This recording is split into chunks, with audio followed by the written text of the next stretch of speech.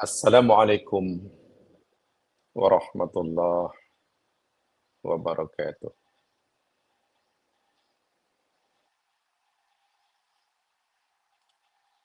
Alhamdulillahi rabbil alamin.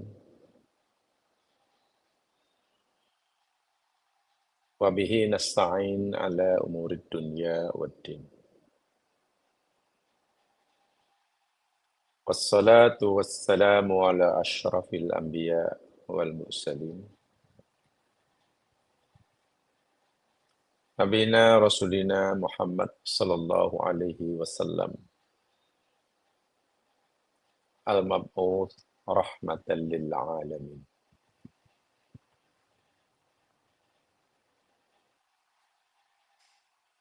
Bismillahilladzi la yadurru masmihi syai'un fil ardi wala fis sama' wa was sami'ul alim. Bismillahilladzi la yadurru masmihi syai'un fil ardi wala fis sama' wa huwas sami'ul alim. Bismillahilladzi la yadurru masmihi syai'un fil ardi wala fis sama' wa huwas sami'ul alim.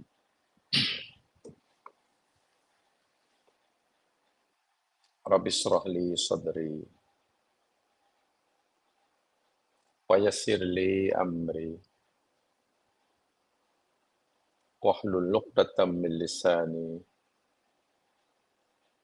yafqahu qawli.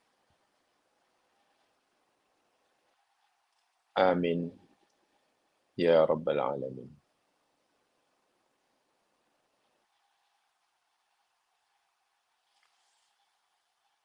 Jamaah saudara-saudaraku seiman dan seagama, semoga Allah terus memberikan kita hidayah, taufik, rahmatnya kepada kita, agar mudah kita melaksanakan segala apa yang diperintah dan meninggalkan segala yang dilarang. Untuk kita mencapai maqam ubudiyah yang sebenar-benarnya di hadapannya.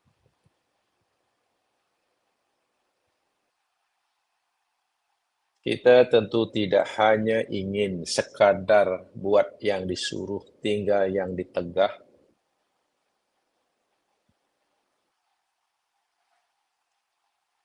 tetapi ianya tidak memberi kesan dan tidak dapat mencorakkan, mengubah gaya hidup kita, mengubah cara pandang kita terhadap dunia dan isinya, mengubah cara pandang kita terhadap tujuan hidup kita diciptakan, yang akhirnya kita gagal menjadi hamba kepada Allah yang sebenar-benarnya, walaupun mungkin kita telah melakukan apa yang disuruh, apa yang dilarang, meninggalkan apa yang ditegah. Karena semua kita pasti faham bahwa semua perintah Allah untuk yang diberikan pada kita untuk kita lakukan, dan semua larangan Allah untuk kita tinggalkan, bukan untuk manfaat dan kepentingan Allah Subhanahu wa taala. Maha suci Allah, maha kaya Allah.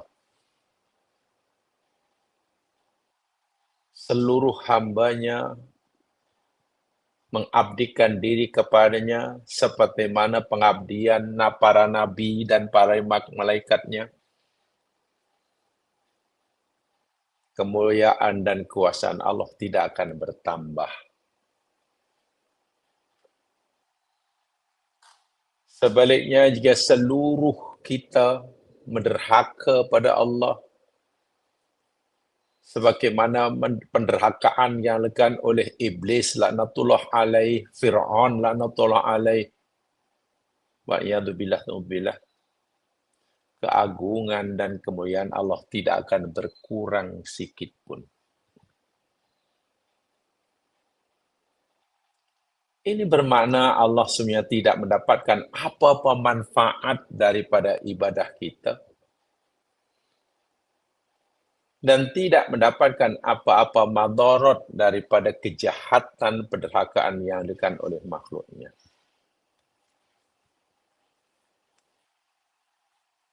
Ini bukti yang jelas bahawa apa yang kita lakukan, perintah Allah yang kita buat, larangan Allah yang kita tinggalkan, pastikan kita mendapatkan manfaat daripadanya. Kita terasa manfaat. Sehingga berbeza keadaan berjalan hidup kita sebelum kita mematuhi Allah dan selepas kita patuh Allah, perjalanan hidup kita berubah. Perangai kita berubah. Setelah kita melakukan suruhannya, meninggalkan larangannya, cara kita memandang kehidupan berubah. Cara kita melihat dunia menjadi berubah, tidak seperti dahulu. Kalau dahulu mungkin melihat dunia segala-galanya, bahkan wa'iyadzubillah dianggap sebagai tujuan hidupnya. Setelah mengerjakan apa yang Allah suruh, meninggalkan apa yang Allah tegah, sekarang melihat dunia sebagai alat, sebagai sarana untuk mencapai tujuan. Jika dahulu kita tidak solat, perangai kita seteruk itu, sekarang kita dah solat, apakah masih sama? Dahulu sebelum kita rajin mengucapkan Allahu Akbar, Allahu Akbar, di luar solat, dalam solat, hati kita masih penuh kesombongan. Wah, Allahu Akbar membesarkan Allah. Dulu kita mungkin ada orang karena belum mengucap Allahu Akbar, dia membesarkan diri sendiri. Namanya takabur. Diharapkan bila sudah rajin membaca Allahu Akbar, hanya Allah saya besarkan. Dirinya menjadi kecil. Dan memastikan dirinya kecil, membuang sifat takabur. Sekarang, coba renungkan saudara-saudaraku seiman dan seagama.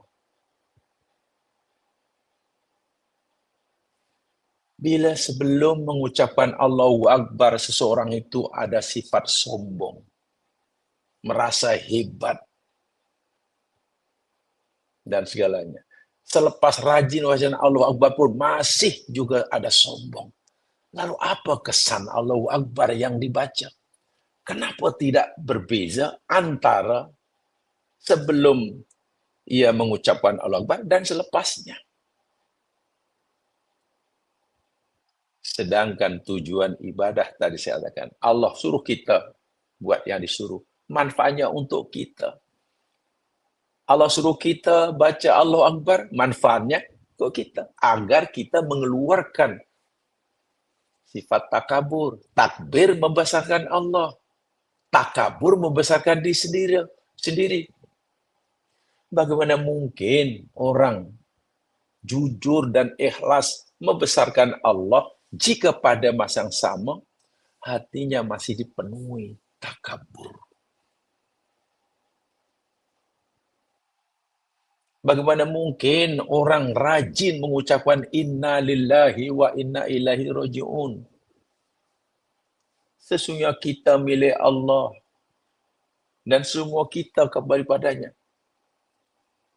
Raja itu, tapi dalam hatinya masih ada perasaan memiliki segala-galanya. Ini milik saya, ini milik saya, ini milik saya. Sehingga merasa berhak secara mutlak untuk menggunakannya sesuai dengan kemuannya. Apa milik kita? Ketika kita sudah mengatakan innalillahi wa inna ilaihi raji'un, sebenarnya apa yang menjadi milik kita? Tidak ada. Semua milik dia. Dan kita diberi izin untuk memanfaatkannya, bukan untuk memilikinya, bukan untuk menggunakannya sesuai dengan kemauan kita. Buktinya bahwa kita belum mampu melepaskan rasa memiliki terhadap apa yang Allah berikan pada kita. Buktinya, bila Allah ambil saja sedikit apa yang dia miliknya, hati gelisah, ada yang tak puas hati, merasa tidak adil. Kalau itu innalillah wa inna ilaihi raji'un diucapkan, ya belum mampu mengubah sikapnya di hadapan Allah. Mudah-mudahan semakin lama dan semakin banyak yang kita pelajari tentang agama ini, sama ada aspek Islamnya kah, aspek imannya kah, lebih-lebih aspek ihsannya kah, mampu mengubah, bahasa mudahnya, mampu mengubah diri kita macam berubahnya Umar bin Khattab daripada sebelum. Gaya hidupnya, cara berfikirnya, tingkah lakunya, cara memandang dunia dan isinya berbeda sama sekali antara ketika beliau sebelum menerima Islam dan selepasnya. Nama beliau belum berubah, tetap Umar bin Khattab. Iya, tetap Umar bin Khattab. Mukanya tidak berubah. Orang masih mengenal itu Umar bin Khattab, tapi tengok pemikirannya, pandangan hidupnya, tingkah lakunya berubah 180 degree. Dan itu semua yang kita nak, bukan sekadar buat yang disuruh, tapi perangainya tidak berubah. Bukan sekadar tinggal yang ditegah, tetapi cara pandangnya terhadap dunia dan isinya tidak berubah. Saudara-saudaraku, seiman dan seagama, insya Allah kita akan teruskan kajian kita surah Ar-Ra'd. Dan pada siri terakhir yang kita pelajari pada masa lepas, yakni kita pelajari ayat yang ke-9.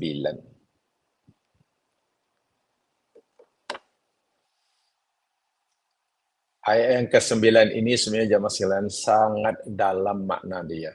Jika kita cuba uraikan daripada pelbagai disiplin ilmu.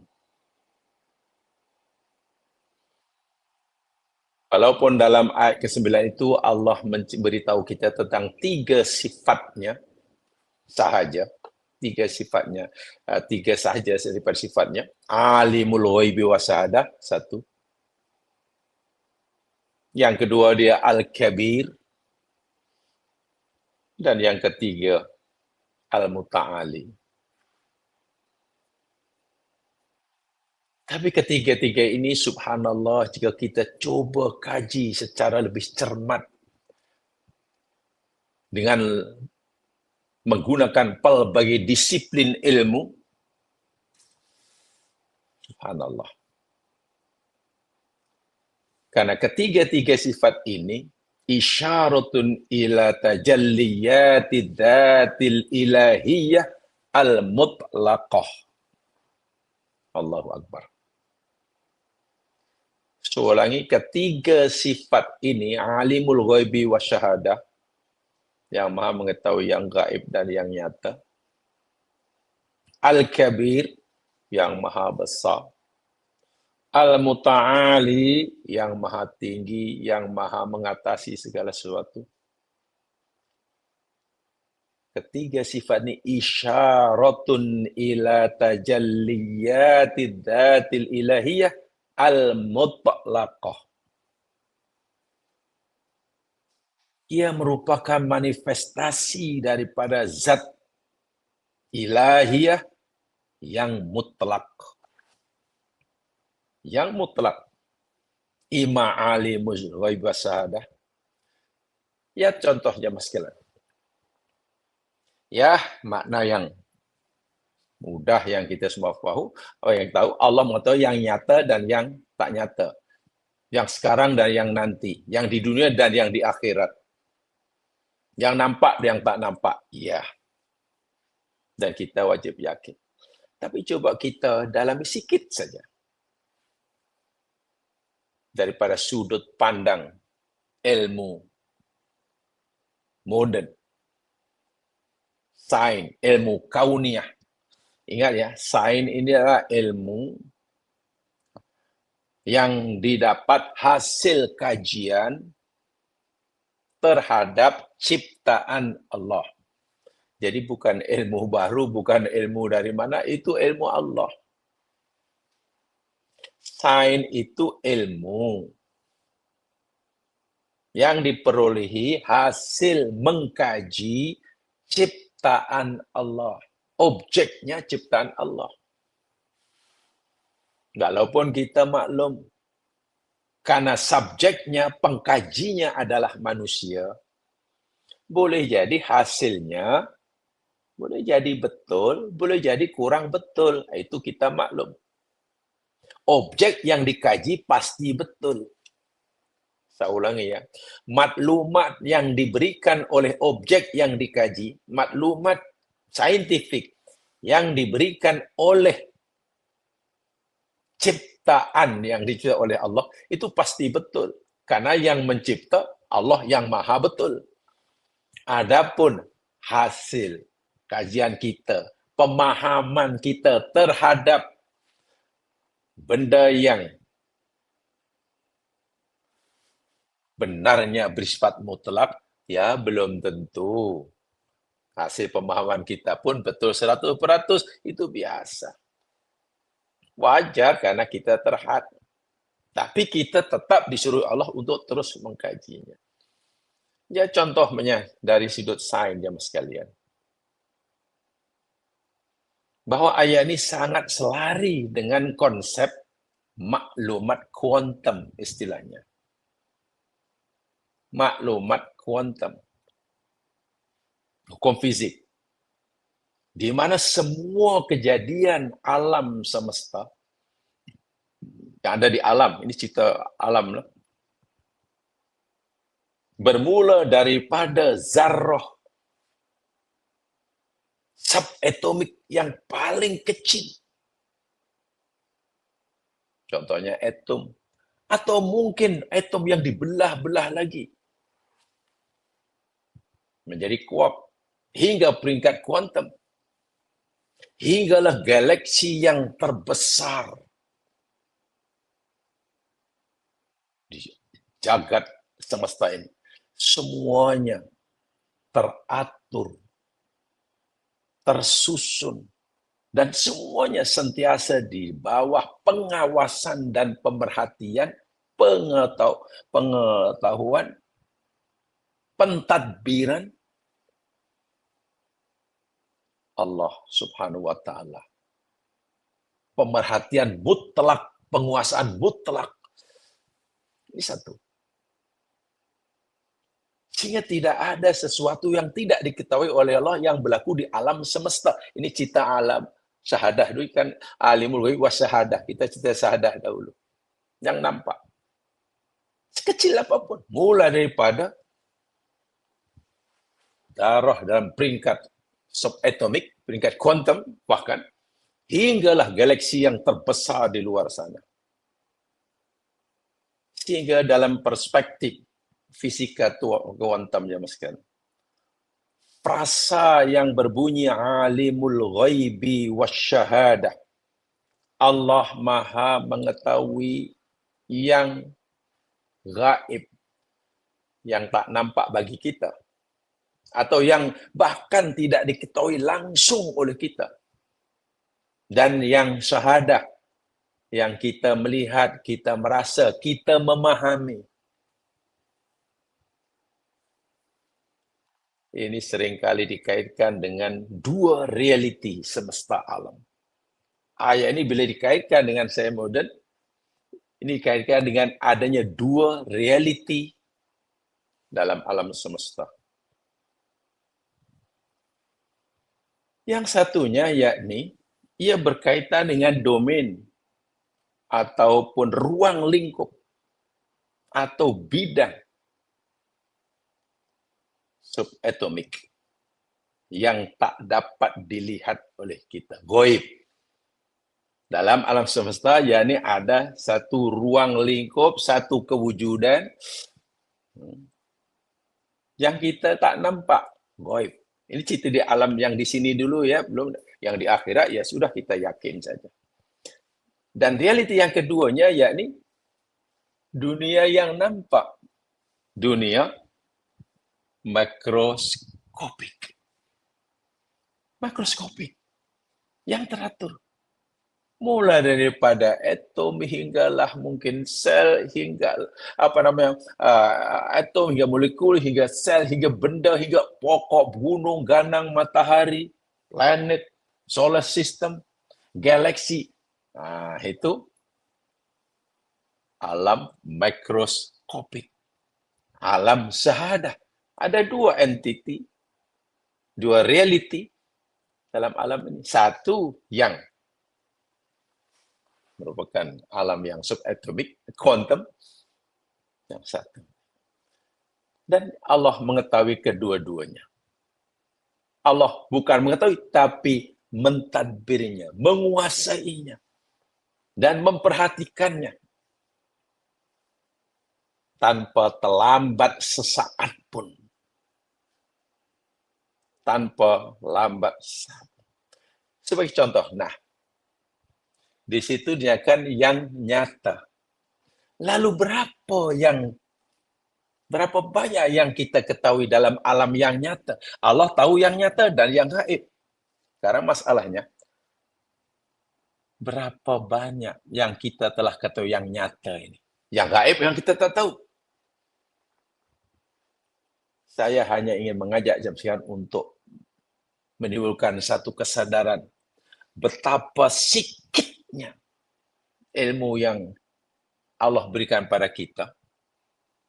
Betapa terbatasnya kemampuan kita memahami Allah yang alimul ghaibi wasadah. Betapa lemahnya kita di hadapan Dia yang maha kuat.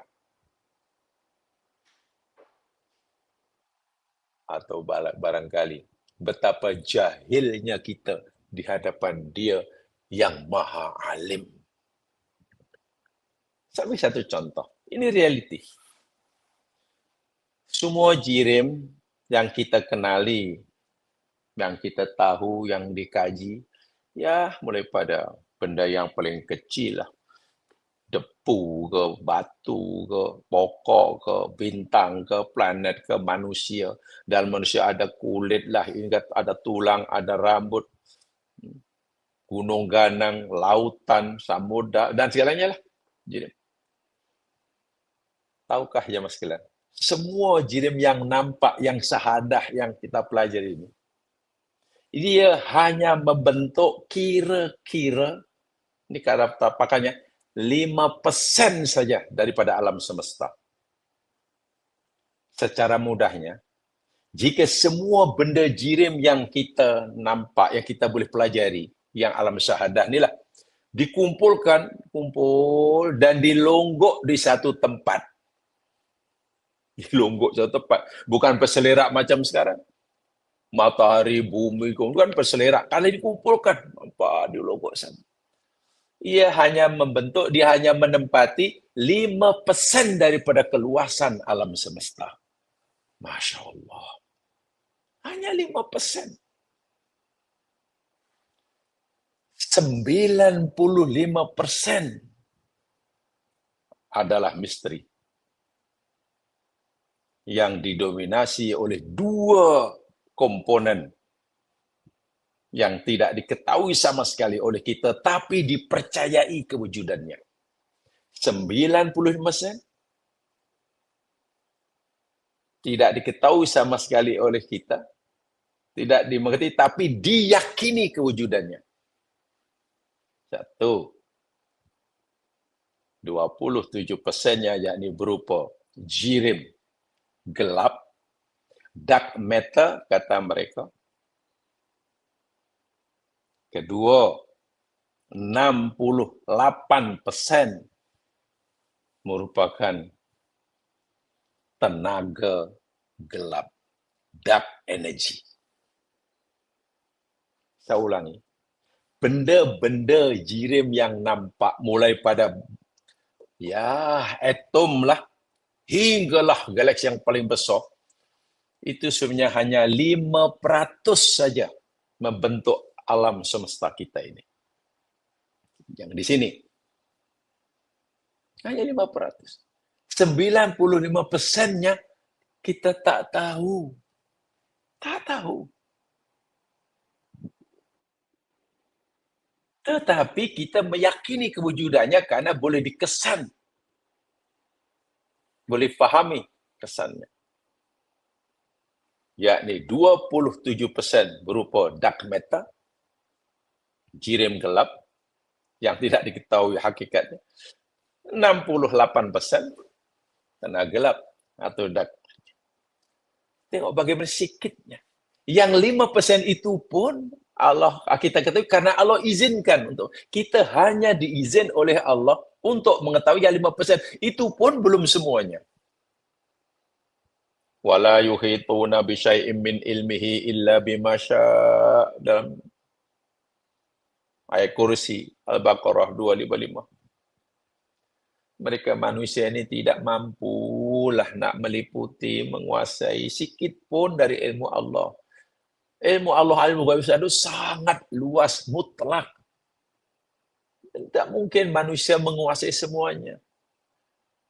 Illa bima syaa, kecuali apa yang Allah kehendaki, yang Allah izinkan kita mengetahui. Dan yang Allah izinkan untuk kita mengetahui yang ada di alam seperti hanya 5%. 5% itu pun belum kita pahami semuanya. Kita hanya tahu itu pokok. Itu saja.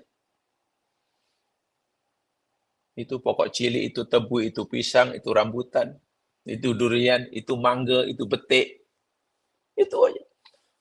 Tapi fahamkah kita? Bolehkah kita menjelaskannya? Yang tempoh hari dalam awal-awal ayat ini Allah sudah ingatkan kita. Kamu tak nampak ke kuasa aku? Bahwa aku ini Al-Kabir Al-Muta'ali.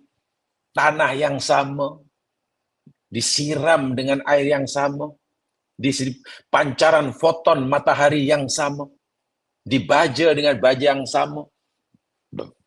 Ditanam oleh tangan yang sama. Kenapa ia jadi pisang? Kenapa itu jadi rambutan? Dan kenapa manisnya mangga tak sama dengan manisnya betik? Yang 5% itu pun kita hanya tahu di luar. Yang luarnya saja. Lalu apa agaknya? Penyebab utamanya. Mampukah yang menjadikan ini manis, ini masam? Kita belum tahu keseluruhannya.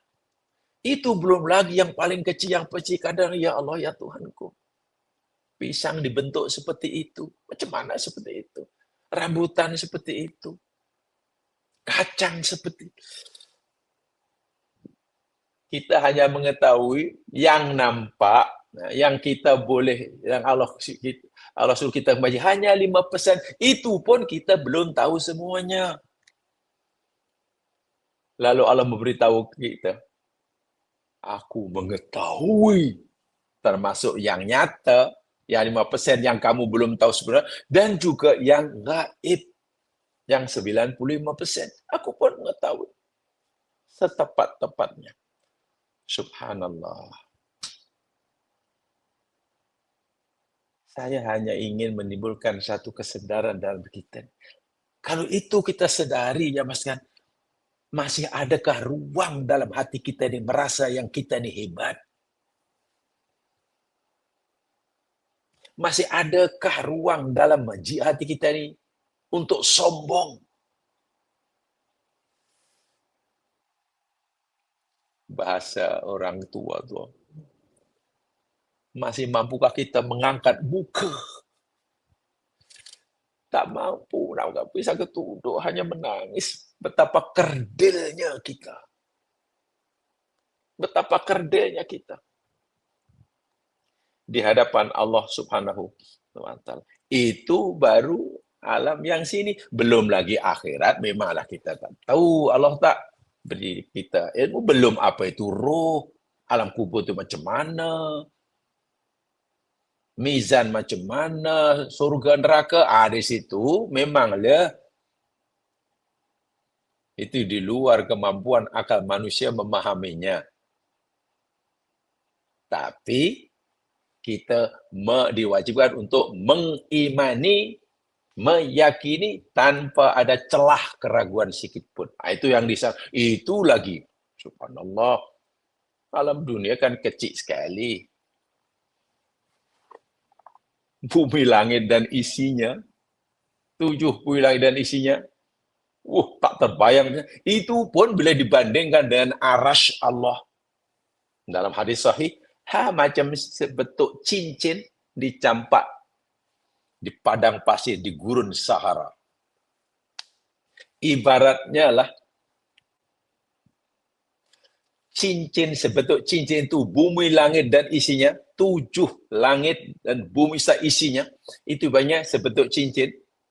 Dibandingkan dengan aras Allah, macam kita campakkan cincin yang kecil tadi, di gurun Sahara.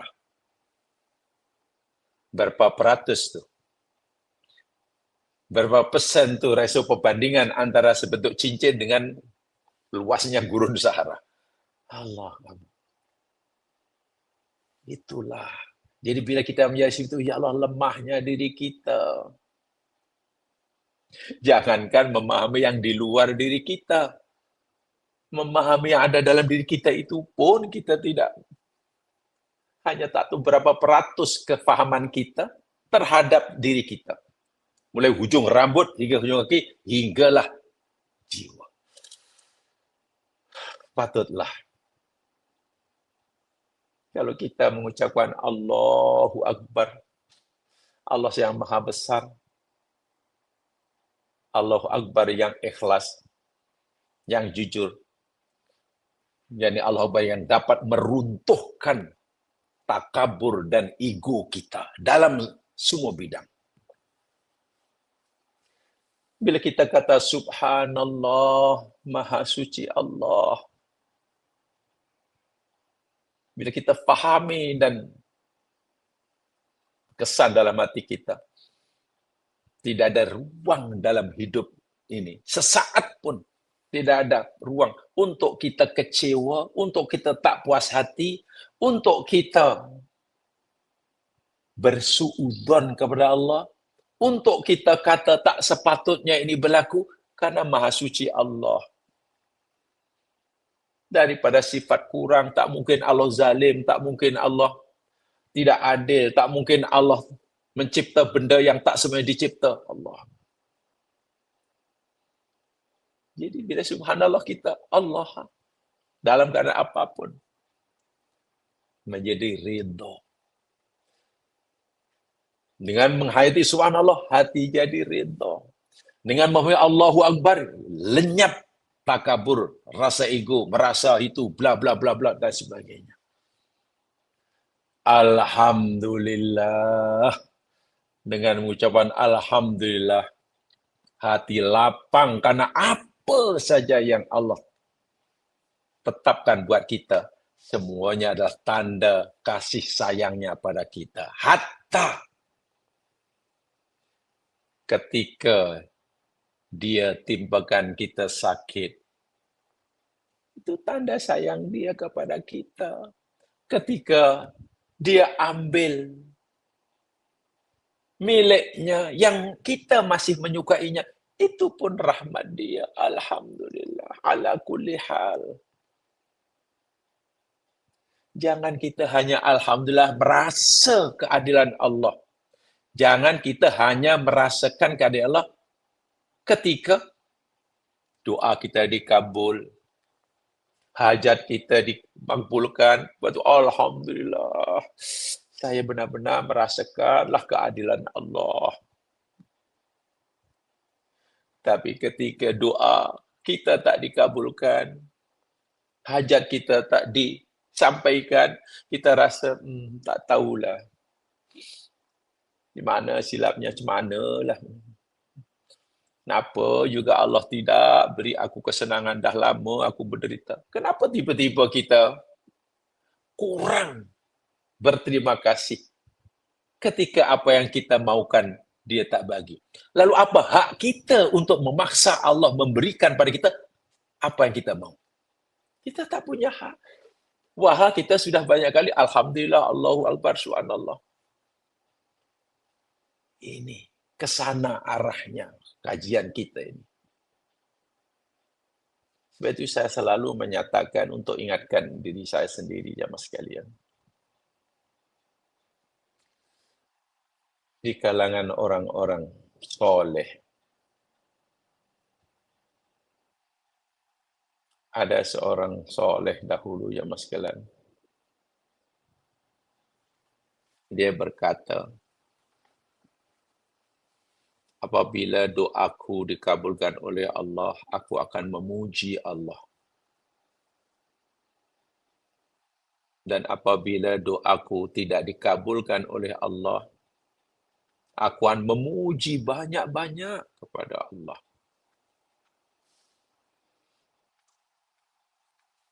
Ada yang bertanya, Tuan Syekh, jika doa Tuan Syekh, Tuan akan memuji Allah, kami faham le. Tapi ketika doa Tuan Syekh tidak dikabulkan Allah, Allah tak kabulkan hajat Syekh, Allah tidak memberikan apa yang Tuan Syekh minta, Tuan Syekh akan puji banyak-banyak, padahal ini pasal apa? Allah tak kabulkan doa, malah alhamdulillahnya ratusan kali. Kalau dikabulkan doanya, alhamdulillahnya 2 kali. Pasal apa? Begini. Apabila Allah kabulkan doa saya, maknanya Allah memberikan kepada saya sesuai dengan kemauan saya, harapan saya, kehendak saya. Terima kasihlah. Oh ya, faham, kami faham. Alhamdulillah. Karena Allah memberikan kepada saya sesuai dengan kemauan saya. Tetapi, ketika Allah tidak kabulkan doa saya, tidak jayakan usaha saya, maknanya Allah memberikan kepada saya sesuai dengan kehendaknya. Sesuai dengan kehendaknya. Walaupun tidak sesuai dengan kehendakku. Dan apa yang Allah kehendaki buat saya yakin jauh lebih baik daripada apa yang Allah kehendaki sesuai dengan kehendak saya. Kemauan Allah untuk saya, pilihan Allah untuk saya, itu jauh lebih baik daripada apa yang aku pilih. Tengok. Itulah orang alhamdulillah, orang subhanallah tu macam itu. Orang yang faham alimul ghaib syahadah tu seperti itu. Dia alimul ghaib syahadah, mana boleh silang. Tugas kita hanya patuh kepada dia, sudah. Merasa diri kita hamba lemah, sudah. Jangan terlalu memikirkan nanti apa yang Allah nak pilihkan buat kita. Itu urusan dia. Kewajiban kita buat apa yang dia suruh, tinggal apa yang dia tegah. Saudara-saudaraku, seiman dan seagama. Sengaja ingin saya tak sabahkan sebenarnya, karena saya melihat setelah saya minta malah sedikit buat kajian lah tentang ayat yang pendek ini. Ayat 9 kan pendek, ayat 3. setelah sebuah kajian dengan berbagai referen dan rujukan, subhanallah, dengan menggunakan memahami ayat ini dengan menggunakan pelbagai disiplin ilmu. Ya, kita baca tafsir-tafsir, itu biasa dimain tafsir. Yang itu kita dah tahu semuanya. Atau mungkin ada tafsir lain dari mungkin disiplin yang lain. Mudah-mudahan yang sedikit penjelasan ini menjadi kunci bagi kita untuk jamaah menggali lebih jauh lagi. Mari sekarang kita lihat ayat yang ke-10. A'udzu billahi minasy syaithanir rajim. Sawa'um minkum man asarral qawla wa man jahara bih wa man huwa mustakhfin bil lail wasaribum bin nahar. Ini juga merupakan penjelasan pada ayat 9 sebelumnya. Ini tafsirnya. Allah sendiri nak memberitahu, mentafsirkan, menjelaskan sebagian maksud ayat 9 dengan ayat yang ke-10. Apa dia? Sawa'un minkum. Karena aku, kata Allah, alimul ghaibi wasyahada, al-kabir al-muta'al, karena sifatku seperti itu, maka sawa'un minkum. Sama sajalah bagi aku, kata Allah.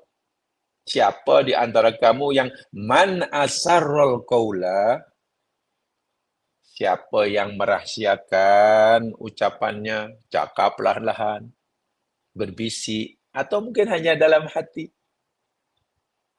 Wa man jahara bih, dan sesiapa di antara kamu yang cakap dengan terus terang, dengan suara yang kuat. Kata Allah, bahasa mudah, seakan Allah berfirman, bagi aku sama aja. Kamu nak cakap dengan mengeluarkan suara ke, tak dikeluarkan suara ke, atau cakap dengan kuat ke, bagi aku sama saja, aku tahu. Bagi aku sama saja kamu buat seorang-seorang sorok-sorok ke, atau kamu buat terang-terangan, sama saja. Kamu melakukan sesuatu sama ada buat suruhanku atau langgar laranganku, seorang diri tengah kegelapan malam, yang sunyi senyap, di tengah hutan belantara, aku tahu kamu sedang buat apa. Bagus serupa aja kamu buat depan orang ramai, ke seorang diri, sama. Sawak. Karena aku alimul ghaibi wasyahadah. Aku ni kabir al-muta'ali. Wa man huwa mustafim bil lail, dan juga sama sajalah bagi aku, kata Allah. Man huwa mustafim bil lail, siapa yang bersembunyi di malam hari.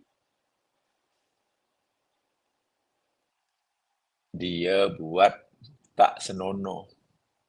Karena dia malu dan takut orang tahu, dia cuba mencari tempat yang dia pikir paling aman, paling selamat, yang tak mungkin dikata oleh sesiapa. Allah kata, bagiku sama aja. Aku tahu.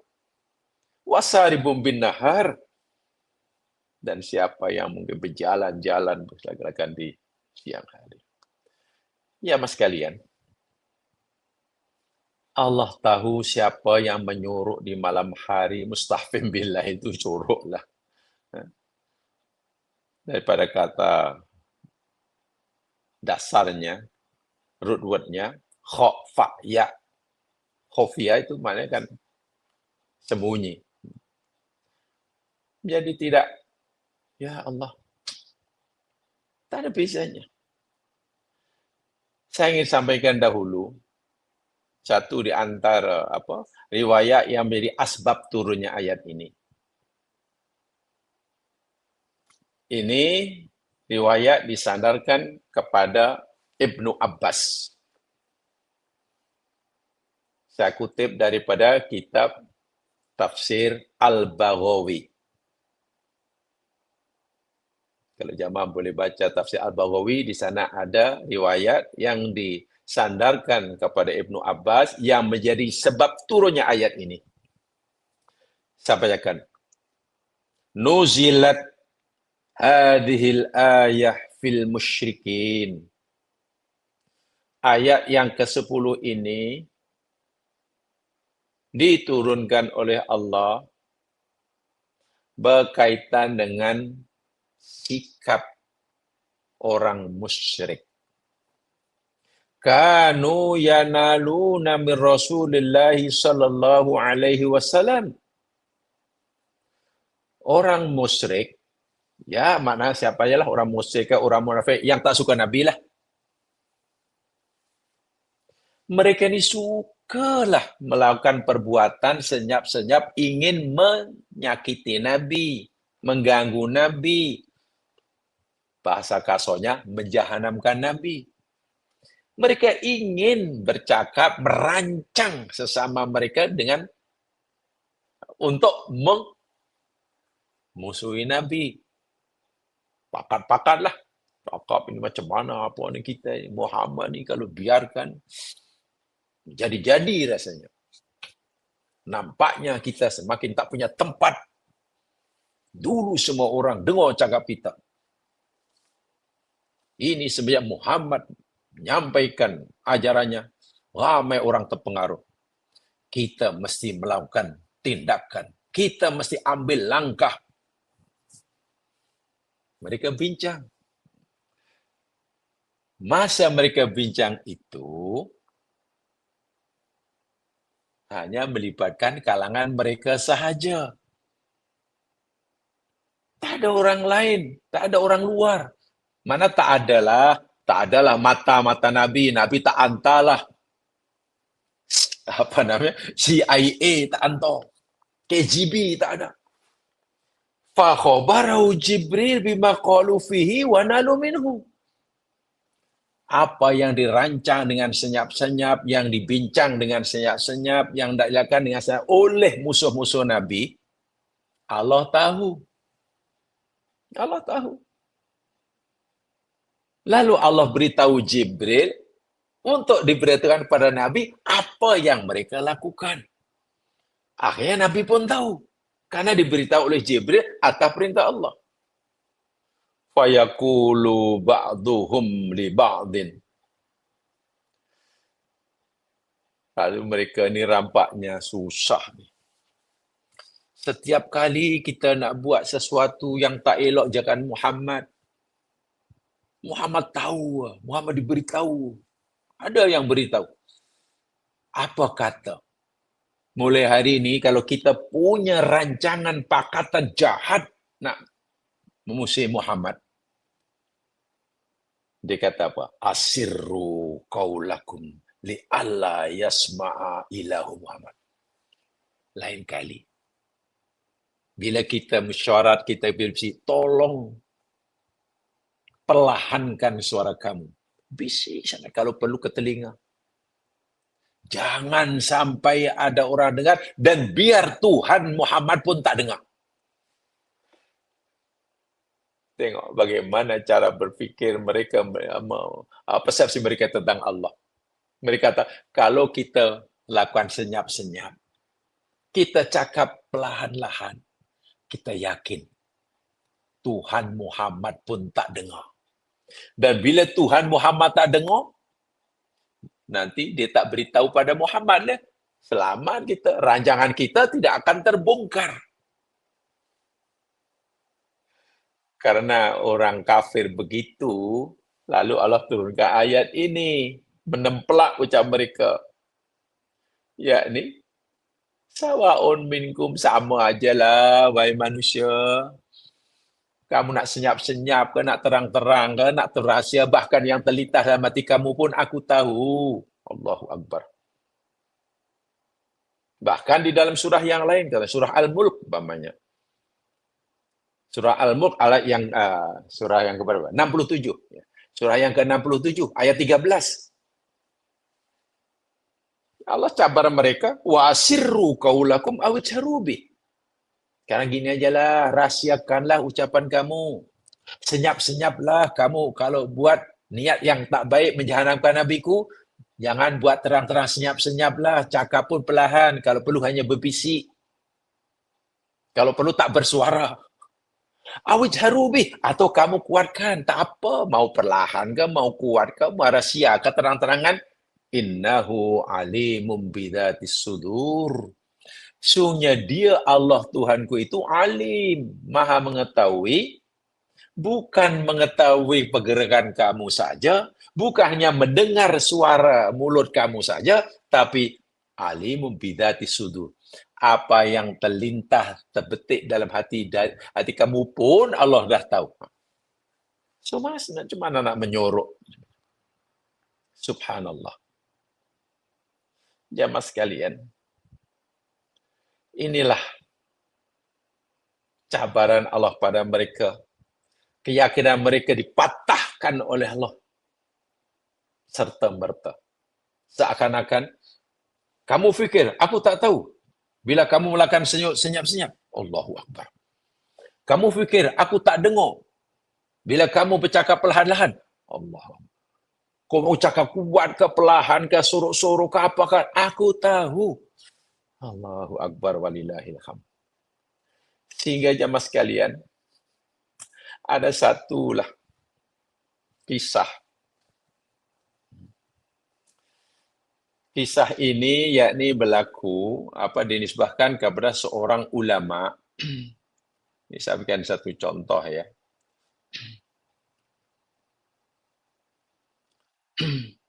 Dikisahkan oleh seorang ulama namanya Ibrahim bin Adham. Mungkin jamaah pernah dengar seorang ulama ini, Ibrahim bin Adham, atau ya juga dikenal sebagai Abu Ishaq. Beliau ini lahir di negeri Balkhan, tanah Balkhan, yang ya sebagian daripada bandar Khurasan. Dan dia ini seorang tabi'in, generasi tabi'in. Jalilun, seorang ulama agung. Alimun, alim. Faqih, seorang ahli fiqh. Dan kelebihan yang lain, huwa min abrazil a'lami zuhdi wa tasawwufi sunni. Dia salah seorang ulama yang terkenal dalam dunia zuhud dan juga dalam dunia tasawuf sunni. Ingat, secara umum ada tasawuf sunni, ada tasawuf bid'i. Jadi jangan pukul rata ya, sebab kadang-kadang orang pukul rata, tasawuf aja sesat. Bukan begitulah. Ya, kena cermat. Ada tasawuf sunni, ada tasawuf bid'i. Imam An-Nawawi bahkan pernah beritahu kita kaidah-kaidah tasawuf sunni. Dia seorang tasawuf yang sunni, menepati ajar Rasulullah SAW. Ya, kalau dalam bahasa setengah orang Islam dipanggil ihsan lah, terpulanglah istilahnya. Mau sebut ihsan ke tazkiyatun nafsi ke akhlak ke tasawuf, sila itu hanya istilah. Yang penting praktik dan isinya betul atau tidak. Seorang ulama yang hidup pada kurun yang kedua. Tabi'in lah. Dia ini ya yang meninggal pada tahun 162 Hijriah atau 778 Masehi. Suatu hari dia didatangi oleh seorang anak muda lah. Dia masih muda rasanya orang ini. Dia datang kepada Ibrahim bin Adham, lalu dia minta izin. Minta izin, pelik. Ya nampak anak muda yang, "Hai Tuan Syekh, saya seorang Muslim, saya orang muda. Ya maklumlah masih muda, jadi sering kali gagal lah. Saya ini seringkali gagal melawan, mengawal tuntutan nafsu libido saya. Saya masih muda. Seringkali gagal mengawal tuntutan nafsu seksual saya. Boleh tak Tuhan saya sesekali, minta maaf ya, boleh tak Tuhan saya sesekali aku melakukan zina? Tengok bagaimana beraninya yang bertanya ini. Tapi dia jujur. Jujurnya yakni dia ingin, ia mengaku tak seringkali gagal nak mengawal nafsu libidonya. Dorongan nafsu seksualnya. Seringkali gagal ia menahannya. Dan dia jujur karena nak buat maksiat pun tanya, minta izin, kod-kod. Ada keringanan ke? Ada rukhsah ke? Jadi, boleh tak Tuan Syekh? Ayo nak buat zina.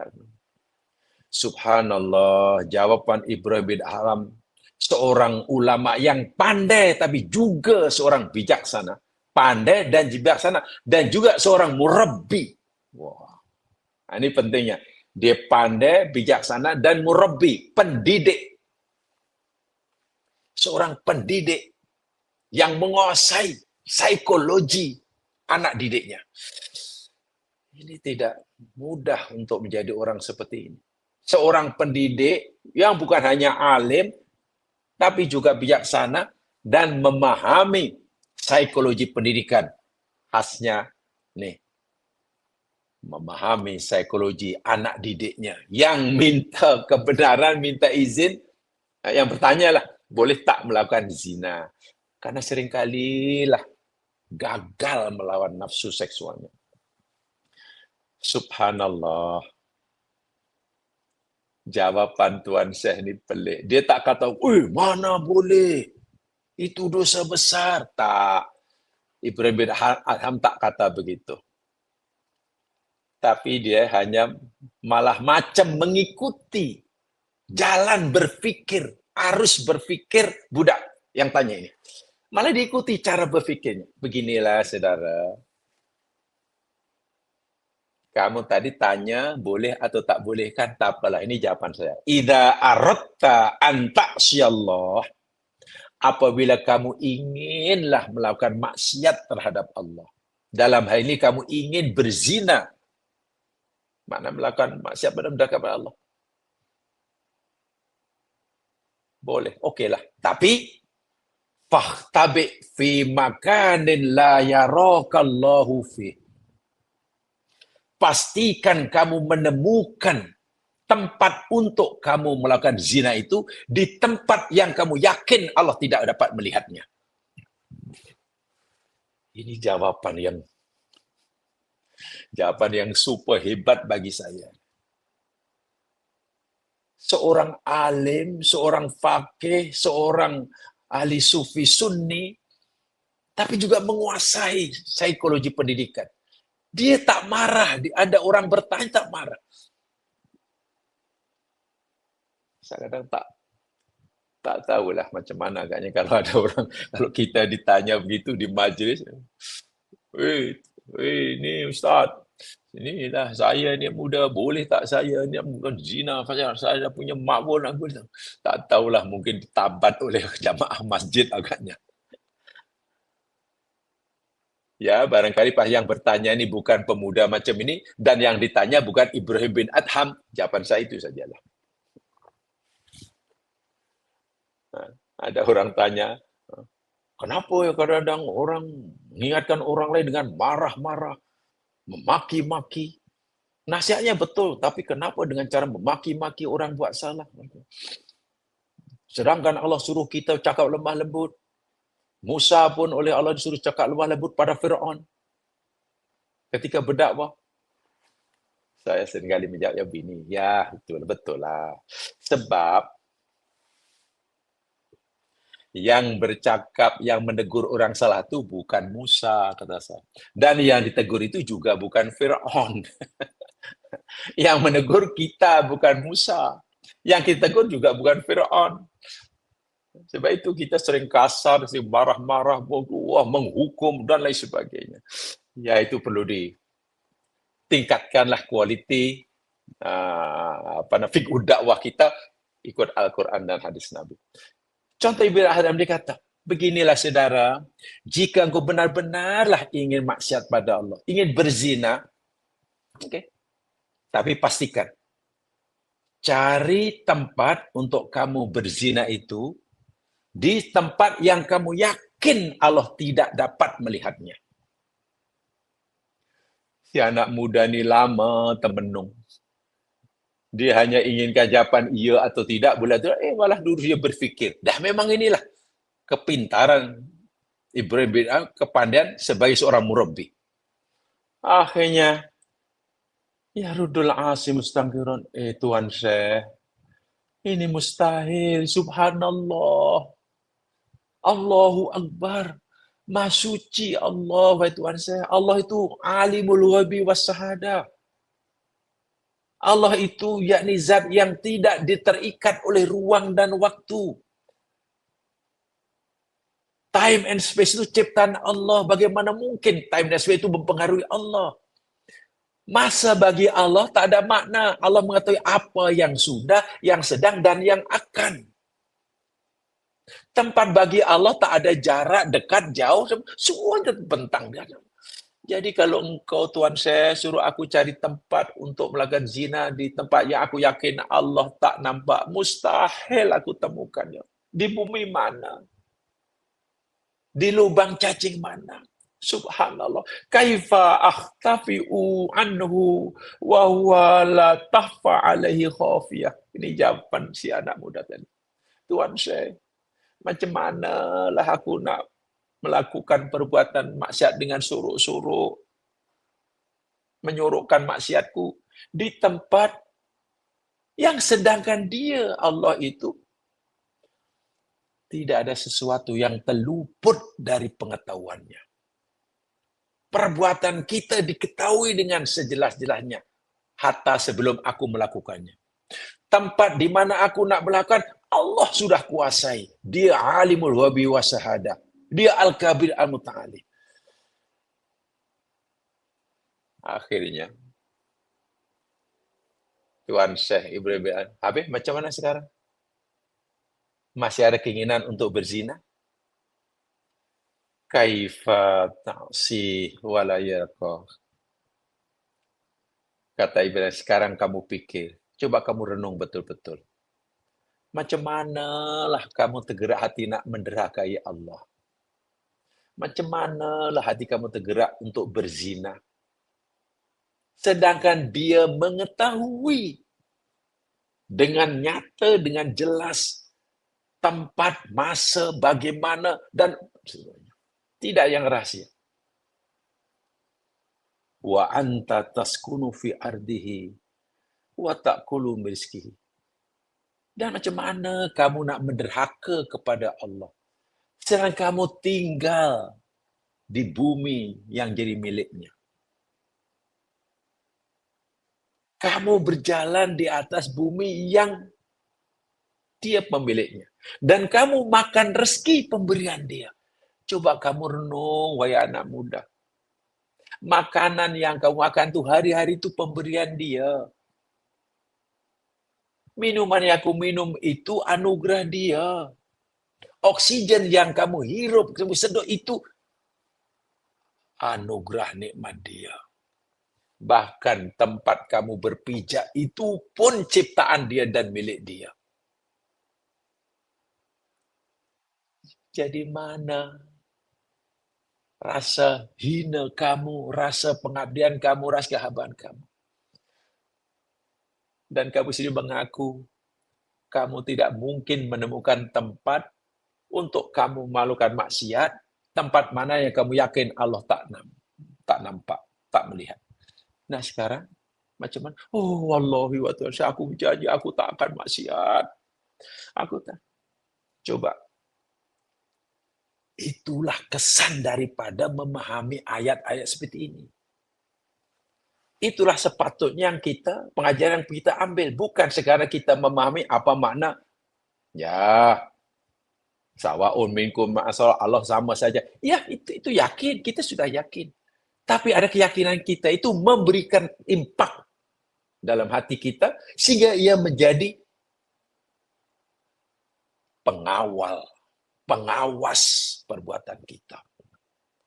Sebelum kita merasa diawasi oleh orang lain, sebelum kita diawasi oleh polis, sebelum kita diawasi oleh SPRM, sebelum kita diawasi oleh berpuluh ribu kamera CCTV, hati kita sudah menjadi pengawas-pengawal. Jangan.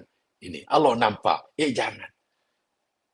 Coba kalau orang ada rasa begini. Bukan hanya setakat yakin Allah Maha melihat, tapi sentiasa merasa dilihat oleh Allah. Bukan sekadar yakin Allah Maha mendengar, tapi sentiasa merasa didengar oleh Allah. Dan inilah satu di antara maksud yang disabda oleh Nabi. Jawaban Nabi kepada pertanyaan Jibril, Mal ihsan, Muhammad, aku nak tanyalah, ihsan tu apa Muhammad? Oh, kalau kamu nak tahu ihsan tu apa, Bril, al-ihsan wa anta budallah ka'annaka tarah. Engkau mengabdikan diri, ya, bukan hanya menyembah, ya, mengabdikan diri. Ya, ini buat yang disuruh lah. Kalau ibadah, ya ini buat yang disuruh, tinggal yang ditegak. Di mana saja, bila mana saja, dalam keadaan apapun juga, seakan-akan seolah-olah engkau melihatnya. Namanya maqam musyahadah. Tapi itu berat. Maqam musyahadah itu bukan boleh kita dapat secara instan. Hanya mungkin berlatih 2 malam kemudian dapat. Tak mungkin. Ya, tak apalah. Kalau itu berat, ada maqam lebih rendah sikit. Wa illam takun tarah, fa innahu yarah. Jika kamu tak mampu musyahadah, tak mampu seakan menyaksikan dia, yakinlah bahwa dia sentiasa memerhati kamu, melihat kamu, memonitor kamu. Merasa sentiasa dilihat. Namanya muraqabah. Itu paling rendah dalam hidup. Muraqabah. Sehingga Allah nampak. Orang lain mungkin hanya nampak yang di luar kita. Oh, baik orang itu. Hebat orang itu. Ya, dia nampak yang luaran. Yang dalam hati, Allah nampak. Allah tidak terpedaya, tertipu dengan penampilan kita. Allahu Akbar. Sepandai-pandai manapun kita menampakkan image yang mulia, image yang baik, image yang syar'i. Mungkin yang terpedaya hanya manusia.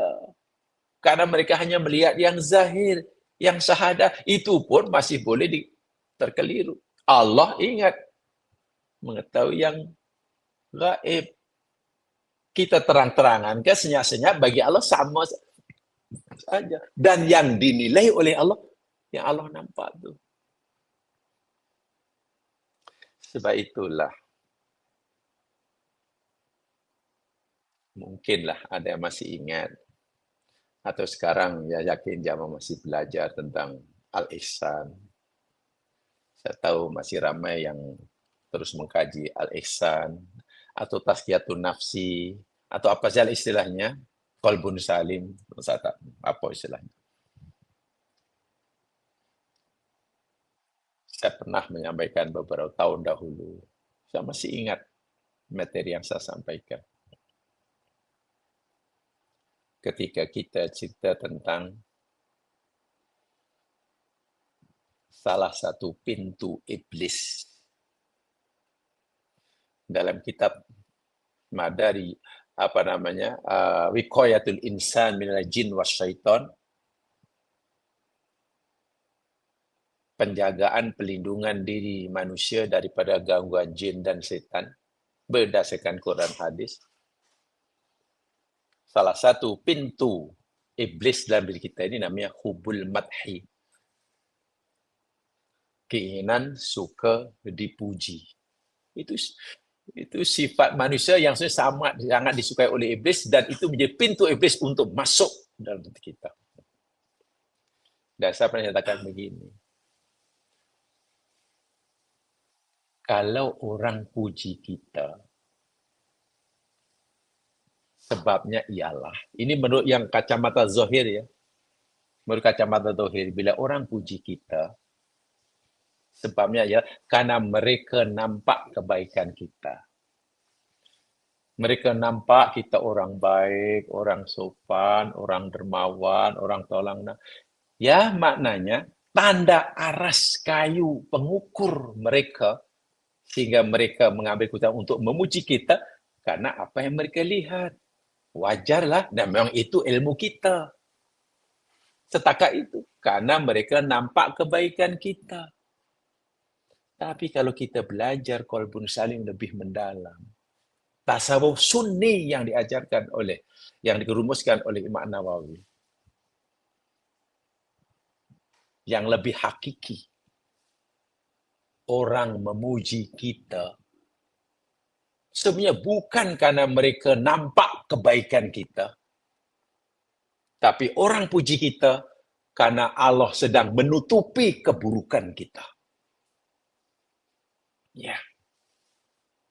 Karena keburukan kita yang tidak sedikit, yang sangat kotor, Allah tutup sehingga orang tak nampak. Karena mereka tak nampak keburukan kita, mereka hanya nampak kebaikan kita, lalu mereka puji kita. Lebih malang lagi, kalau kita dipuji karena itu, karena mereka hanya nampak keburukan kita, bukan karena Allah tutup, kita pula bangga, kita pula seronok. Coba, tak penat ke hidup sini? Hidup sini pasti penat. Kalau kita melihat dari kacamata agama, hidup sini sangat penat. Kita lebih puas mendapat pujian orang. Sedangkan Allah melihat kita. Allahu Akbar. Ini dia. Pengajaran yang ada dalam ayat. Allah tahu segala-galanya. Hatta seorang anak muda yang punya jiwa yang punya hati nafsu berkobar kuat untuk melakukan zina, akhirnya meredam keinginannya. Jadi orang yang sangat takut pada Allah. Setelah faham betul, iya ya, boleh buat maksiat, boleh. Bahasa kasarnya, boleh. Tapi pastikan cari tempat dan cari masa yang kamu yakin Allah tak tahu. Mana ada. Bolehkah rasuah? Ya, nak rasuah silalah. Tapi pastikan cari tempat untuk kamu lakukan yang Allah tak tahu, yang malaikat pencatat amal sedang cuti.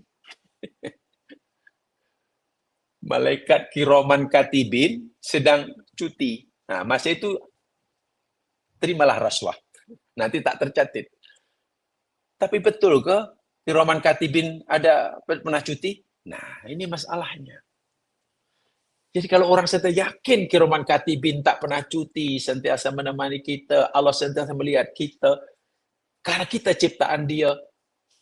Tadi saya yakin, Allah Maha mengetahui benda yang paling besar di alam semesta hinggalah peringkat kuantum, subatomik. Jadi macam mana nak jadi? Ini dia. Jadi ayat ini kalau kita kaitkan dari aspek qalbun salim, kalau kita kaji daripada sudut disiplin ilmu ihsan, jamaah sekalian, ada satu kesimpulan yang dijelaskan dalam kitab tersebut. Kesimpulan yakni, i'lam anna madhan nasi hamdun nasi laka la yanfa'uka in kunta indallahi madmuma. Ketahuilah saudara-saudaraku,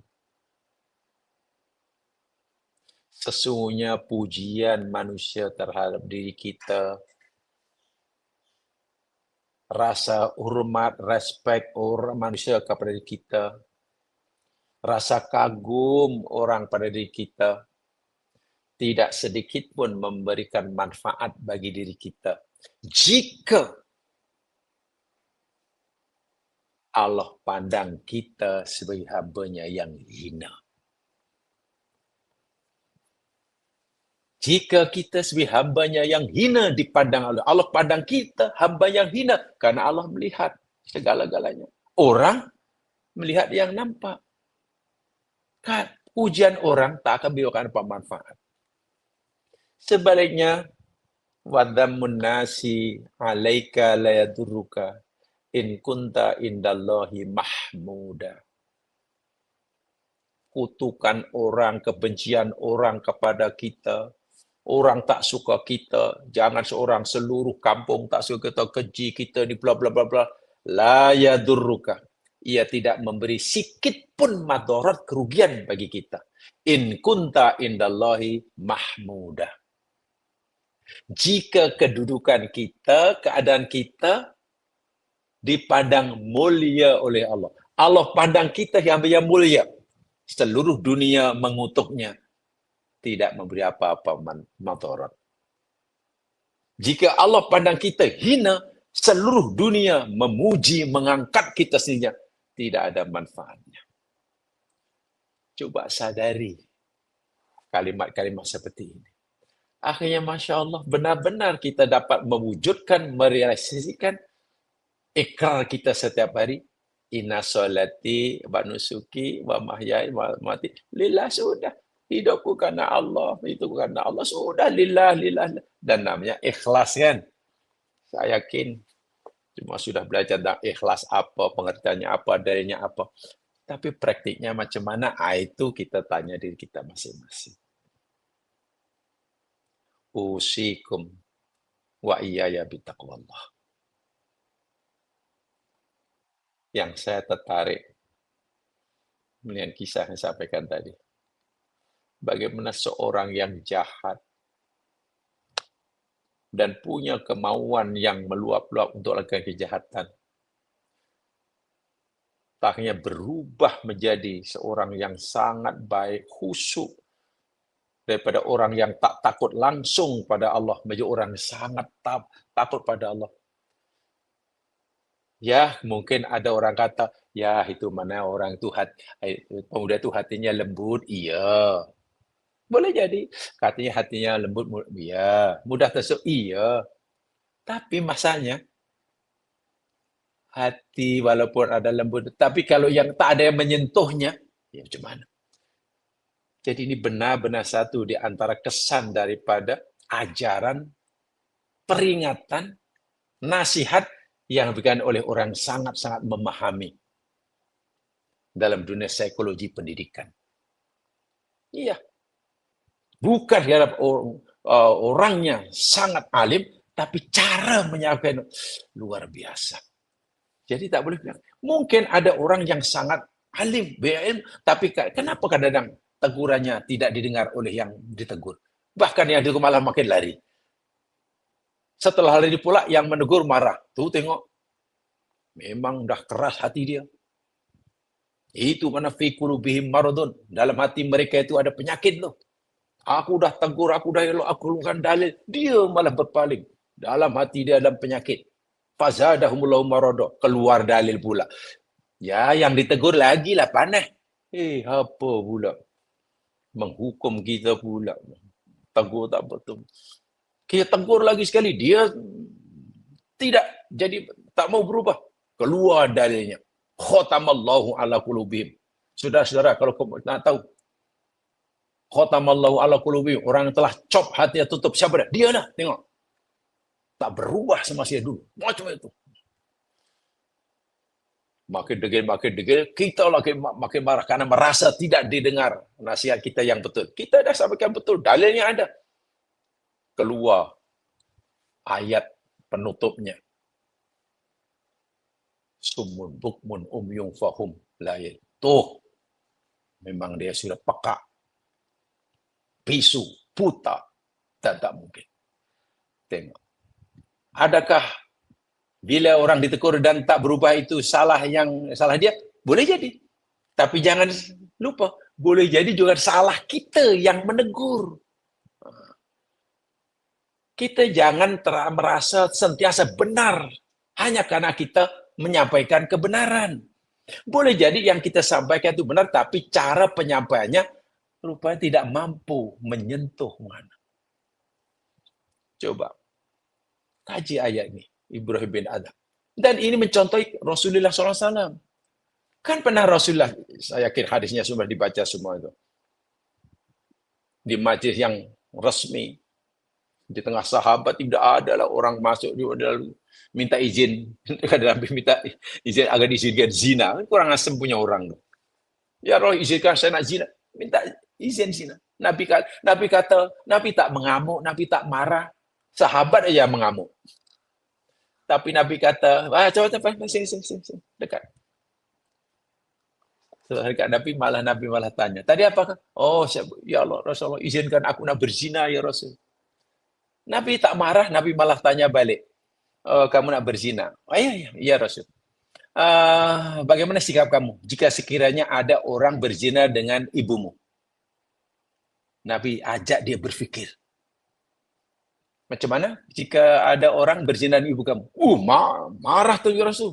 Aku taruhkan nyawaku. Demi harga diri, mana boleh orang berzina ibuku. Oh gitu. Jika ia berzina dengan kakakmu, pemuda marah. Dengan adik perempuanmu, dengan istri kamu, semua disebut perempuan-perempuan yang ada kaitan dengan laki tadi. Ibumu, ke anakmu, ke kakak, ke adik, ke makcik. Jadi betul kamu marah. Betul ya Rasul, demi Allah. Aku pertaruhkan nyawa. Kamu tahu tak nak, jika kamu berzina dengan perempuan, maknanya perempuan itu boleh jadi ibu bagi orang lain, anak perempuan bagi orang lain, saudara kandung.